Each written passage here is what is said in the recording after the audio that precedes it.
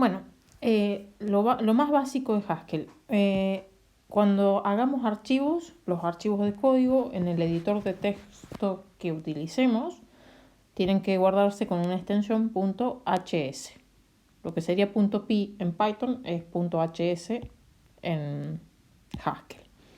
Es un lenguaje estáticamente tipado, es decir, porque el lenguaje, o sea, los códigos son compilados para ejecutarse, pero tiene inferencia de tipos, lo que significa que, o sea, esto estáticamente porque lo hace en tiempo de compilación.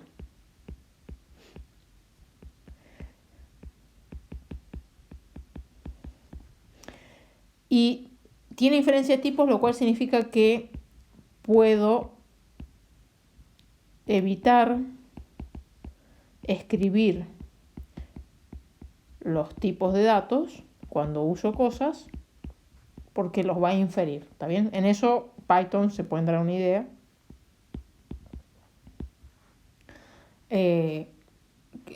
Python hace inferencia de tipos de datos. Si yo hago n igual a 3.5, Python se da cuenta a 3.1 que n es del tipo float, ¿está bien? Bueno, es lo mismo acá.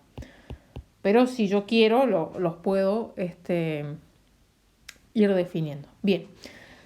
Entonces, obviamente lo estamos viendo, no porque se use mucho a nivel comercial, pero sí en áreas de investigación, sino porque es un lenguaje funcional puro, ¿está bien? Entonces, empecemos para ver los elementos más básicos de Haskell en sí. ¿Cómo hago comentarios de una línea? Con los dos guiones. O sea, lo que era en Python equivalente a el numeral son dos guioncitos. Si quiero hacer un comentario de varias líneas, abro llave, guión, escribo, guión, cierro llave.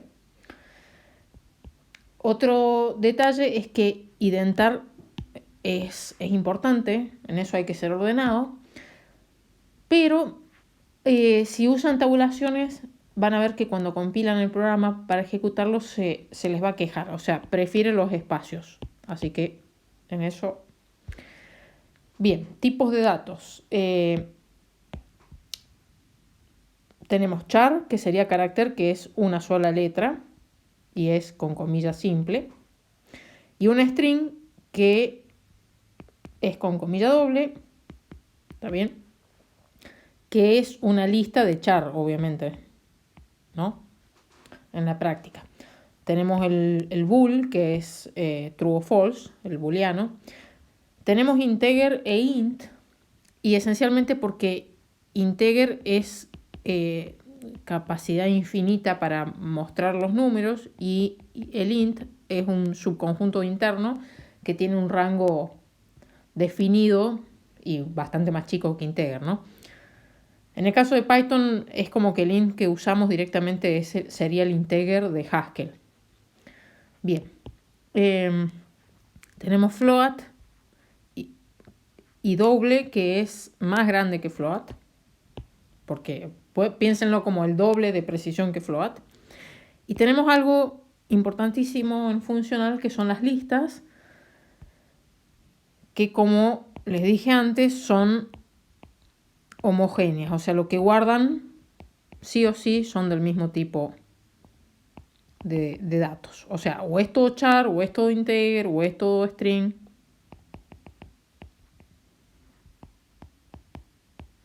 Bien. Listas puntualmente lo vamos a ver en todo un video en sí mismo. Operadores varios, lógicos, de comparación, etc. Tenemos el doble ampersand para hacer un i lógico o el and en otros lenguajes. Este carácter, que es el o lógico, 2, o sea, es el palito S dos veces. El not para hacer una negación. El doble igual para la igualdad de comparación, igual que en Python. El distinto, menor, mayor, menor, mayor igual, menor igual. El interesante acá, que son diferentes, es potencia, que es el sombrerito, a la n, ¿está bien? Y no tenemos este que estamos tan acostumbrados a usar en Python y otros lenguajes para el módulo o resto de, no está en Haskell. Lo que tienen que usar es una función que se llama rem, que viene de obviamente reminder de inglés. Entonces esto me da el resto de dividir A por B. ¿Está bien?